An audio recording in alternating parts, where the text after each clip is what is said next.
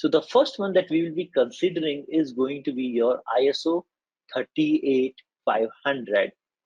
Okay, right now 2015. So if I will open the official page for the same, link, link I have saved somewhere here, because it will be discussing whole thing that we have written over here, the 5 factors like governing bodies, advisor, multi-state. So from where I have get these things, let me just show you. So these are the conclusion of this particular page.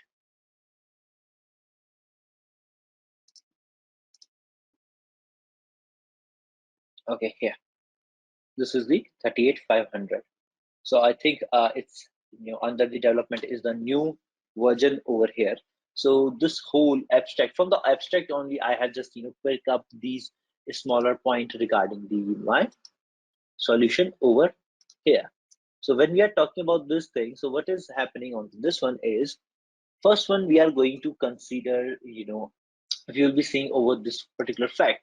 So first one is what we are going to consider is your ISO 38500/2050. Now this provide what? This provide the guiding principle. This is providing the guiding principle from the members of governing body of organization, which can comprise of owner, director, partner, and even your executive manager. So if you'll be reading it here, it is going to talk about the same thing, that it is providing guiding principle for the member of governing bodies of organization, which can comprise of owner, director, partners, executive manager, or similar, on the effective, efficient, and acceptable use of information technology within their organization, right? That is going to be it. Now, it could be used for the advisor of, of the, second point I have picked up from here, advisors, right? So where I'm just mentioning them as the advisor. So it could be used for the advisor to the organization, informing them, assisting the government bodies.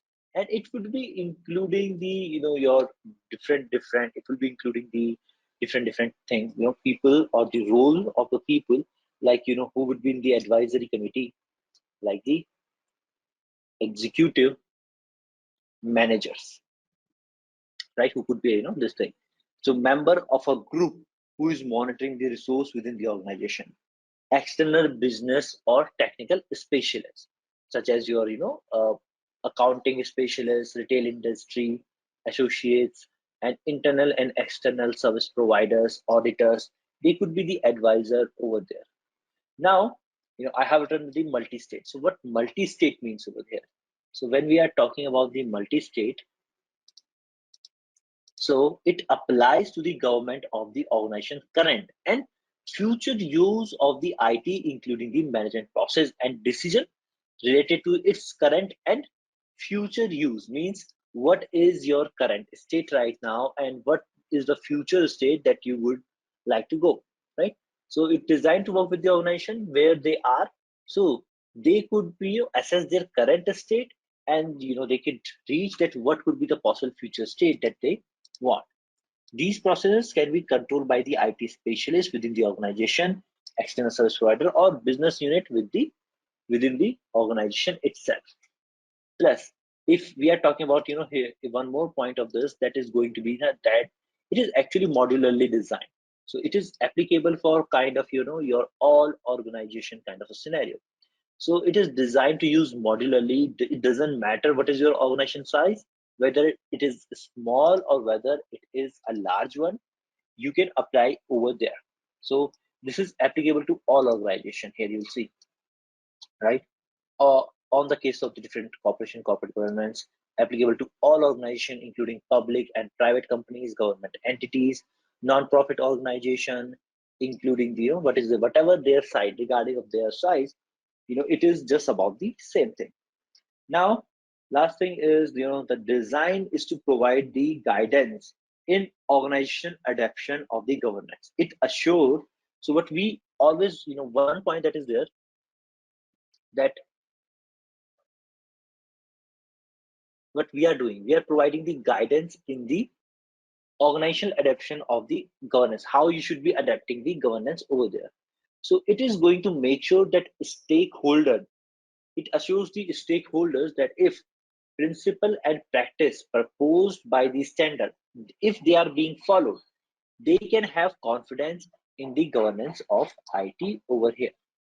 So this is here, assuring the stakeholder principle proposed by the followed, informing the guiding and governance body in governing the use of the IT in their organization, and establishing a vocabulary of governance of IT, right? So yeah, so that is something that is always there. So this is, when we are talking about the ISACA COBIT, this is a business framework for the governance and management of enterprise IT. So there is going to be the whole thing. So what it is doing here, I have just tried to summarize these things because we are not deep diving into these things, but I have just tried to summarize these factors over here. So first, ISACA is very helpful to have this helpful tool, which is COBIT. Okay, and in here what we have, the first thing is the enact policy and standards. So we define the characteristics of the good policies earlier, right? So we were talking about the what policies should be, what they were doing, and all that kind of thing. But here we are adding these standards, right? So policies, you will be keep talking about that this thing happened, this thing happened, but here we are talking standard. And standard could be the selection of a hardware or a software service or technology family that we will be following these standards only. Then we will be evaluating the cloud computing risk. That what are the risks related to the your cloud computing, and it is, then it will be talking about the involve your management. And I always talk about that involving your management is important for two primary reasons. So first, at the beginning of the selection process, one, as they maintain a full burnt of the organization risk, and two, authorization that would support our financial approvals. That's why we need to involve the management as early as possible in the process. And then evaluate, what you will be doing. You'll be having the risk, you'll be assessing the risk. Then you will be, you know there is one old saying which is talking about that, you know which is talking about, we have one thing which we say that, I think there was an old saying that if it can't be measured, it can't be managed, right? And it will be true regarding the any of the framework. If you cannot evaluate our, measure your performance, that what you want to have, it will be very hard for you to understand that what is going on, right? How you'll be performing. So if you have, I have done the risk assessment, I have applied the security controls, information security controls in place, and then I'm not evaluating them. I have zero. If I'm just ending my task here, how I'm going to know that these were successful? So I think this is something that you guys are also doing, that just check them, evaluate them, evaluate these performances, that whether or not they are working properly here or not, that is going to be in there. And then let us move to the third one, that would be the ISO IC 2704, governance of information security, right? So there are two elements that are pertinent over here. First is the scope. The this particular international standard, it provides guidance on principle and processes for the governance of the information security, by which organization they can evaluate, direct, and even monitor the management of your whole information security. So it is helping the organization to evaluate and direct that what you should be doing, plus monitor and manage that whole information security over there. It also cover the purpose. Okay, that information security has become a very key issue in the organization, and not only their increasing regulatory requirements, but also failure of an organization information security measure that can have direct impact on the organization's reputation as well. So this is helping us to guide you, direct you, and this is helping you to address a very key issue, that what is happening over here. So these are the two factors that what we have. Now, when we have talked about these two things, so now we will be moving bit towards the cloud governance tool.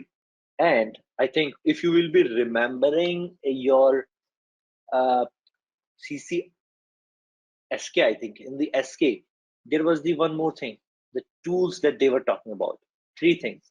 And I think in the exam as well, there are the your different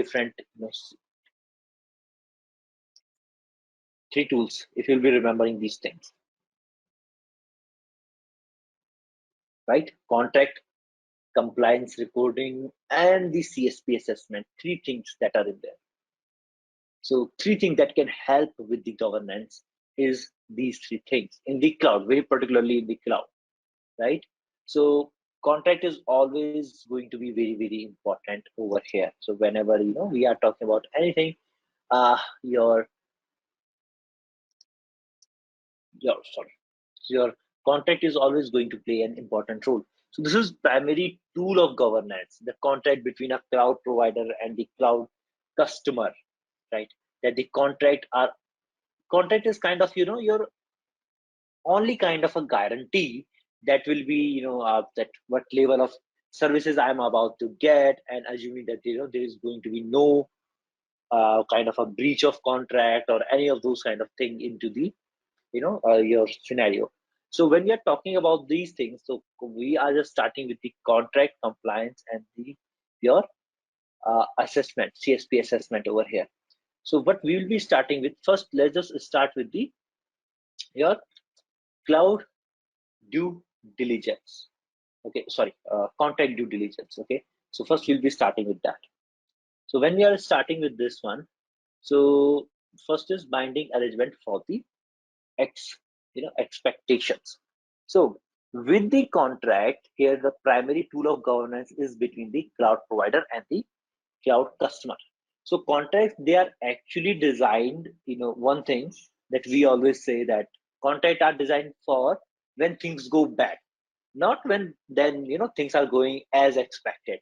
These are there when things they go bad, and this should be something that we are very keen on looking at very carefully in order to get a guarantee of a level of service and commitment from a provider.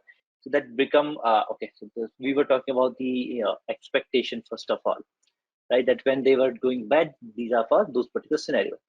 Now it is important for us to understand the operational nuances that would be the evident that the cloud services that what we are consuming. Later we will describe that what is watermark, and we have already talked about that there is the something like the shared responsibility between the cloud consumer and the cloud provider, and this may include your laws, it may include regulation, but things that we have to actually understand are necessary to occur, not just desired, right? We can just say that we are desiring for this thing.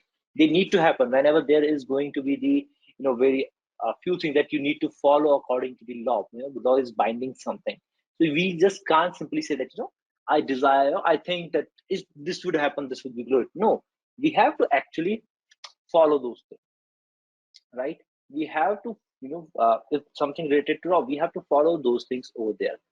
So apart from that, we must also have the strong knowledge of any intermediaries and the subcontractor, like we were discussing about the your suppliers, right? So subcontractors, they are also the part of the service whatever we are consuming, and the agreement that you will be having, it may prohibit the hiring of a subcontractor without the prior knowledge or permission of the data owner, right?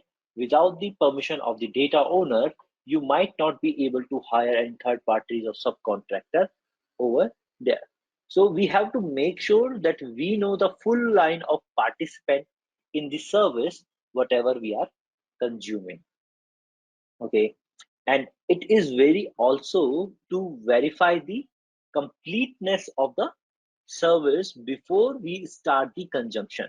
We cannot be just working on the basis of assumption that okay, if Azure I am working with, then I'm just saying that okay, they will be storing somewhere in the India. Might be the laws of India will be applying over there. So if I'm applying in the East US, so just on the basis of assumption that the laws of the East US will not be applied on my data, right?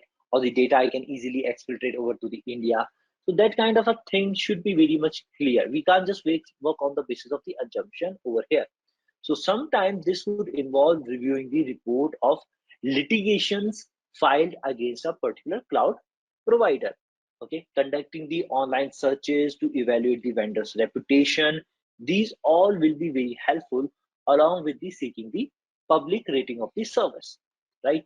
As a human, rating is something that is very common everywhere you go. They will be talking about that, okay, this thing is required, this is required. All those things are going to be the part of this one. Now, in the end of this, we are going to create a checklist. So it's good to think about the contract due diligence as a process flow. So creating a list and checking off the due diligence would be very much helpful over here. So this is something that we have to keep in mind. So this is the first tool, that was the contract due diligence.